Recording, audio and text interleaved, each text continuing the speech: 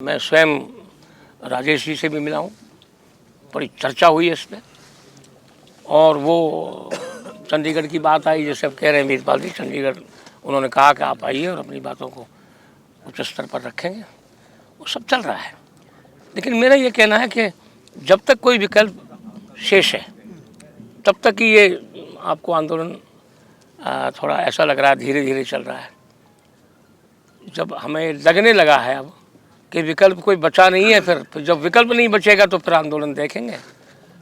हमारा आंदोलन आपने अनंतपुर में भी देखा है। शासन का ये रवैया हमें अनंतपुर में भी अच्छा नहीं लगा था।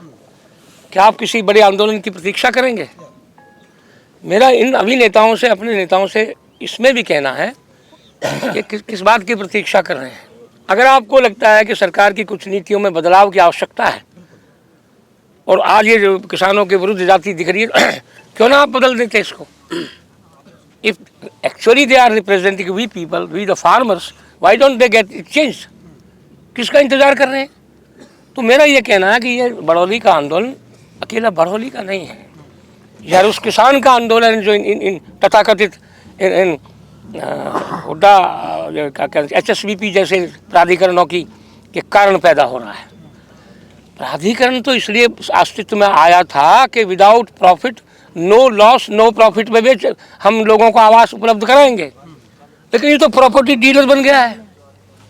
HSBP की जो भूमिका आज है वो एक अच्छे खासे बड़े प्रॉपर्टी डीलर्स जैसी दिख रही है हमें। उत्तर प्रदेश में देखिए, दरअसल कृषि जो है ना समवर्ती सूची में आती है, ये बच्चे जानते होंगे। इसमें केंद्र भी कानून बनाता है, प्रदेश भी बनाता है। तो वहाँ की नीति देखिए कि वो एक्वायर करने के बाद किसान की ज़मीन को, उसमें से विकसित ज़मीन में से 6% उनको वापस करते हैं। उसमें वो कुछ भी करें, उसमें अपना ऑफिस बनाएं, उसमें आवासीय घर बनाएं, उसमें कार्यालय बनाएं, उसमें उन्हें CLU वगैरह की ऐसी कोई वहाँ कोई अड़चन नहीं। और फिर बाद में तो 64% भी दिया यूपी में। मैं ये कह रही, हमारे यहाँ तो हमारे आउटस्टीज प्लॉट नहीं मिले।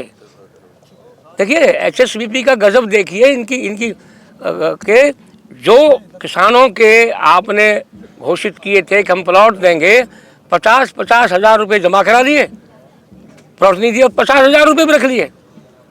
तो मैं ये कहता हूँ इन नीतियों को तुरंत बदलने जाने की आवश्यकता है।